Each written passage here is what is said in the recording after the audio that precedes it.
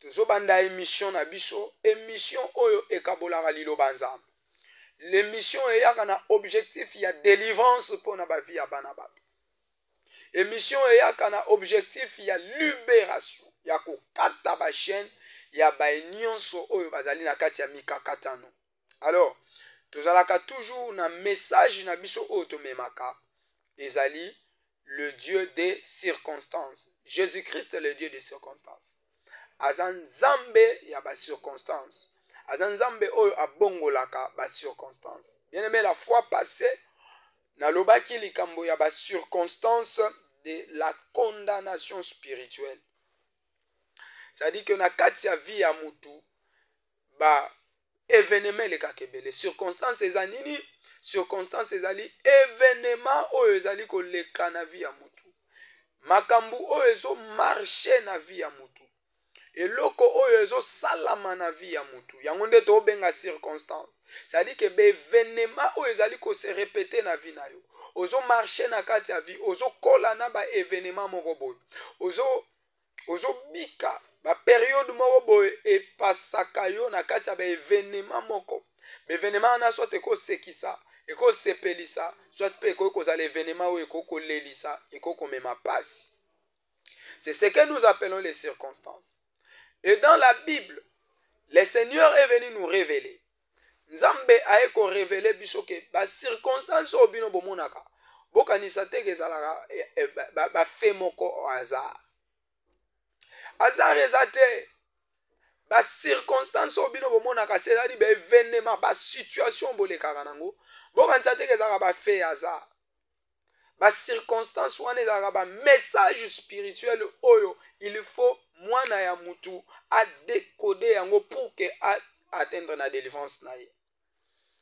Que l'Éternel vous bénisse. Alors avant de commencer, na osambela nzambe. Père, na tiki moment o na maboko na yo, Seigneur tikete molimo na yo mo santo, na pokwa lelo elokalize. Moko pe mosusu oyo azali na posa délivrance. Aza na posa mona situation na ye échanger. Nzambe na nzela ya message oyo o toucher, au kangola dans le nom puissant de Jésus-Christ. Saint-Esprit règne na kombo na Yesu. Amen. Voilà. Alors lelo nana poso comprendre le message. Jésus-Christ est le Dieu des circonstances. Jésus-Christ est le Dieu des circonstances, mon frère, ma soeur. Bipa union sozali, vignon sozali komene. Jésus-Christ est le maître des circonstances. Il est le Dieu des circonstances. Message autozui yango na Daniel, chapitre 2, verset 21. Nalobi na kati émission yo, to partage liloba nzambe. Na fongola kaba mystère, na bimisa kaba révélation. Et na kati na yango soko se retrouver obengi na sambeli pona yo. Mais ce qui est un message spirituel, information spirituelle, on zamba opesa ngata on ensemble na olobela yo. Na koyebisa yo. Bien metika na ebjo ke zali na batu ebele. Ba ba landa ka émission yo. Nzambe a changé ba circonstance na bango. Ba benga nga bazalaka na ba passe. To sambela ka to landela ka bango na ba prière. Lelo koma ba témoignage. Mususu abengi nga lobi papa na sali directif ndengo lobaki ba prière ndengo lobaki lelo na arraché contrat moko na musala kosakana te na misala na salaka.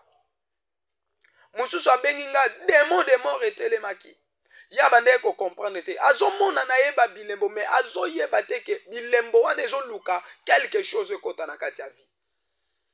Et tangu ngai na yebise na lobi tala bilembo oyo somona wana ezali ko fongola porte pona liwa ekota na kati ya famille. Alors effectivement bilembo wana message wana eza solo. Et atelemela kiango lelo libote komikal bilembo wana esili. Jésus-Christ est le Dieu qui change les circonstances, mes frères. Ba circonstances ezali be événement oyo ezali ko passer na yango. Ba circonstance ezali ba situation ozali ko leka na yango ndeza ba circonstance et puis ba situation na ba événement neza ka fait hasard te soki ba situation nezo leka soko za na kati ya ba situation ba événement ezo ko se répéter ko lele ezo ko se répéter pasi ezali ko se répéter to esengo kimia mapamboli ezali ko se répéter ezalaka ba message spirituel oyo il faut luka o décoder. Parce que nous avons des sortes de circonstances. Tu as des circonstances heureuses, tu as des circonstances malheureuses. Na kati ya circonstances heureuses, ezali vie ya mutazo passer na moment yesengo. La Bible dit il y a un temps pour toutes choses. Il y a un temps pour toutes choses. Ezana mutu musu na moment azo passer vine na koseka, na kosepela, na ba feti, na esengo. Il est bien, tout le monde le voit aussi bien, il est à l'aise, il a la paix, il a la joie, il peut chanter, il peut adorer, il peut danser. Il est dans cette circonstance-là de joie et de bénédiction. C'est aussi une circonstance. Mais abosa na teke esengo wana kimia wana délivrance wana bénédiction wana ezo caché langage na sima. La Bible dit, si tu obéis à la voix de l'Éternel ton Dieu, tu seras béni dès ton départ à ton arrivée. Est-ce que vous comprenez? Que vie oyo zo mene ya esengo ya kimia. Ozo tala ba famille mususu bazo bela bazo kufisa mais yo zo kufisa toza na esengo. Kokanisa te ke ezali chance à vie, non. C'est une grâce que Dieu t'a fait. Et ceux qui a sali yo grâce wana ezana tina. Il faut saluer, il faut honorer, il faut tomber, il faut témoigner. Mais au monde la plupart a joué ba occasion wana, a joué ndenge Jude chapitre 1 verset 4 azoloba. Alobi a joué grâce wana a salele yango na lolenga bosoni. Lokola za na santé, lokola za jeune, lokola za makasi, ake ko utiliser ngo na kuluna, ake a profiter na privilège onzamba pesie pour que akende ko sala nango na lolenga mabe. Mais il ne sait pas que derrière grâce wana ezana message na simana yango. Oh, que Dieu te fasse grâce. Et que na ba privilège okutana nango o décrocher contrat ya malamu. Ozana ba relation ya makasi, ozana lipamboli. Batu nyonso obima na tongo bazo respecter, ozana lokumu, oza malamu, oza ministre, oza général, oza autorité, oza pasteur, oza prophète, oza église monene, oza moyembi monene, nzamba sala yo grâce. Bien-aimé, derrière situation wana, il y a un message que Dieu veut que tu comprennes. Il y a un message. Ce n'est pas un fait de hasard. Kokansate kozana mitumi bali ozaka na mutu moko. Obotamaki ndenge batu nyonso obotamaki, mais Dieu t'a seulement fait grâce, Dieu t'a élevé dans la société. Cette circonstance-là cache le message de Dieu. Il faut profiter de la circonstance wana pona kokumisa nzambe pe komema bato ebele pa na nzambe. Écoutez, Dieu azo yebisa Moïse alobi kende ko yebisa na Pharaon. Yebisa na Pharaon qu'il laisse aller mon peuple pour qu'il me serve. Donc, bit y a délivrance, il y a peuple à Israël et pas nzambe dali po ba kende ko salela ye culte dans les déserts. Comment est-ce que tu es réveillé le matin? Ba misu ba kufi. Mais yo zui grâce wana pona okenomela ngo masanga ko langwa ko kota botel ba boîte nyonso silisa. Non mes frères. Ne prenez pas la grâce de Dieu à l'aventure. Derrière vie na yo. Le souffle de vie derrière cette circonstance de vivre ce matin. Ya rozana vie na tongo lelo, il y a un message. Il faut un message. Pourquoi je me suis réveillé le matin? Pourquoi je suis allé chercher le travail, j'ai trouvé facilement? Pourquoi j'ai été fiancé facilement et je me suis marié facilement? Pourquoi j'ai trouvé un bon mari qui m'aime tant alors qu'il n'a ma bala mouchou bitumba ma kofi bibotu ezobeta makuno on dirait catch américain mais tiens ça libala. La minute de ça, même devant le cours et tribunaux. N'a pas papier à divorce. Mais toi, tu vis dans la paix dans ton mariage. Bien-aimé, derrière cette circonstance heureuse, il y a un message de Dieu. Il y a un message de Dieu qu'il faut chercher. Et ce message, c'est seulement glorifier le Seigneur pour tout ce qu'il t'a fait. Amen. Et il y a une autre circonstance. Oh, ezali les circonstances malheureuses. Et les circonstances malheureuses, elles ont origine diverse. Elles ont origine belée. Ozali kolanda émission Congo sous la grâce ozo pesamana. Pasteur Joël Lewe missionnaire. Na memaka message ya le Dieu des circonstances. Oh nzamba pesanga. Dieu m'a révélé qu'il est et il est aussi le Dieu qui change les circonstances. Il est aussi le Dieu qui change les circonstances. Il peut changer la circonstance. Et circonstances, c'est un événement aux ozongela. Ozo pasaka na événement nini. Événement nini ezongela kayo. Événement nini etambwisaka vi na yo. Situation nini etambwisaka vi na yo. Ba histoire a vi na yo et pasaka ndenge nini. Alléluia. Daniel chapitre 2 verset 21. Message nabiso soubasman na Daniel chapitre 2 verset 21. Après avoir réalisé que vie na ye comme in danger, ye oyo azalaki esclave. Na kati esclavagisme nzamba poni ye, asali ye grâce. Azala pembeni ya roi, mosali ya roi. Nzamba tomboli ye. Mais na moment moko ya mokie, Daniel a commis na pression ya liwa. Pourquoi? Parce que ndoto moko ezoluka solution. Situation moko a roi ezoluka solution. Alors tant que bandeko mususu ba luka bango po ba boma bango, Daniel a sengi nzela, alobi roi tikelanga 3 jours na sambela. Et lorsque Daniel a prié na 3e jour, Nzamba pesi Daniel alakisi Daniel ndoto roi lotaki na explication na yango. Alors Daniel glorifie le Seigneur. Daniel alobi, tu es celui qui change les temps et les circonstances. Donc après avoir réalisé que Nzambe akoki kolongola mutu na kati ya danger, kolongola circonstance moko, pe ko tia circonstance musu. Na minute wana Daniel azalaki passible à la mort, azalaki condamné à mort. Mais lorsqu'il a crié à Dieu, Nzamba pesi solution pour que Santa saliwa elongwa. Donc, Dieu peut changer une circonstance, quelle que soit son origine. Il en est capable. Et on a pourquoi lelo, neko benga yo. Yo mutozo passé na ba situation similaire na Daniel. Situation ya pasikole la minioko. Situation mitungisi. Na opesa numéro na nga téléphone, tchaba unité benga. Komelanga na message, benganga na WhatsApp.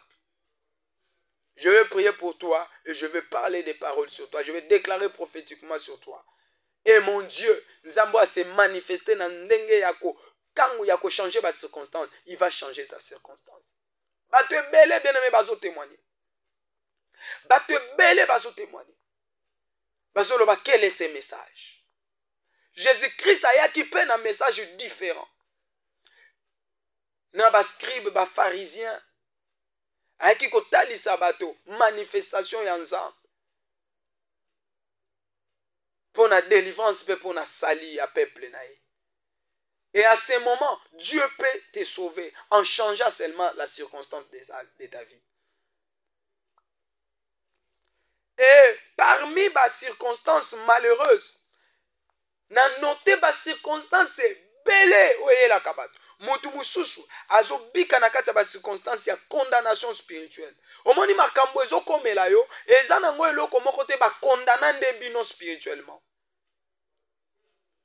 C'est parce que vous êtes condamné spirituellement. Misuno moye monezate ba œuvre ya molimo yangonde ezolata se manifester na nzoto. Okende koluka musala musala ezate, okende koluka mwasi mbongwe kangami, okende koluka stabilité. Pourquoi? Parce que on t'a condamné spirituellement sans que toi tu le saches.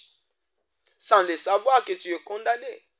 eza na bato mosusu bazovivre na kati ya bacirconstance ya condamnation spirituelle. Amen. Bazovivre na kati ya bacondamnation spirituelle. Parmi circonstances malheureuses ezoyela batu tozali na circonstances ya esclavagisme spirituel. Batu musu baza enclavé spirituellement. Baza enclavé, baza esclave, baumbu. Okende ozwi no musala, osali musala, mais à la fin elo moko malungo bima nango te. Ozano ka sadila bakwenu. Yo salela no batu mususu. Il y a les autres qui bénéficient. Grâce na yo batu mususu ba otombwa manango ba odondwa nango. Yo moko fandi ozane lo côté, mais kombo na yo to relation na yo batu mususu bazo matana yango. Vous comprendre? Mais yo fandi na yo, relation na yo profitera nango te, mais batu mususu ba profiter na yango. Ba sala makambo minene na relation na yo. Na kombo na yo. Yo moko mukolo kombo elo mwa malunga ezate. Otikalaka anga na sunga bato ebele, mais mokili yango eza nango ingratitude. Non. Tu es un esclave. Musala no ka kosalela bato mususu kopambola bato mususu yo moko eloko te. Tu es un esclave. Alors soki yo moko o comprendre te que circonstance oyo zo vivre wana eza na message moko na sima ebatami ya esclavagisme spirituel, moyen yo bima na kati nango eza te. Ndeko moko alobi kokanisa te ke bato bake na cimetière, bato bakundi bazaki na ba projet te. Mutu mususu azokufa lelo na mutu na ye azosala projet ya lobi to ya lobi kuna to ya 2026 2027 abi 2027 na osala économie oyo pona somba lupango. Mais il est mort. Est-ce que vous comprenez? Donc, ce comprendre conscience était que Oluka derrière ta situation, quel est le message? Parce que dans circonstance nyonso oyo ezoleka na kati ya vina yo ba message moko batamaka. Eza na batu mususu bazali na aveuglement spirituel. Ba aveugla bango. Baza ba ivoirien. Azana miso komona yango Yesu alobi bazana miso komona me bazomona te. Bapesi bango bato ya koyoka me bazoyoka te, motema kosimba me baosimba te. De père que soki bamoni baobika, soki bayoki baobika, soki basimbi na motema baoya obongola motema baobika. C'est-à-dire on les a aveuglés. Quelle est la circonstance de ta vie? Ofandika wana loboko na litama oselamantaka o vi nini o famille nini. Mais tu ne te lèves pas pour chercher la solution. Pour chercher à comprendre mais pourquoi ces événements ici dans ma famille? Pourquoi ces événements ici dans ma vie? Pourquoi ces événements ici dans mon mariage? Pourquoi ces événements ici dans mon métier? Dans tous les domaines de ma vie, dans ma finance? Pour nani be événement ya boye? Batu mususu bazo vivre na kati ya envoûtement spirituel. Otali penza mutu boyolobi atanga mais ba envoûta ye. Ana diplôme aloba français mais français lokoni. Français lokoni. Il est envoûté. Na français na ye wana zokende ko telenga na ayebite quoi faire? Mayele ba yiba ba pese mayele mususu. Mutu mususu azo raisonner le quoi mwana muke mais il est déjà adulte, il est déjà mature. Sur otali bolobi mais il faut être la responsable na âge azanango mais asa responsable te.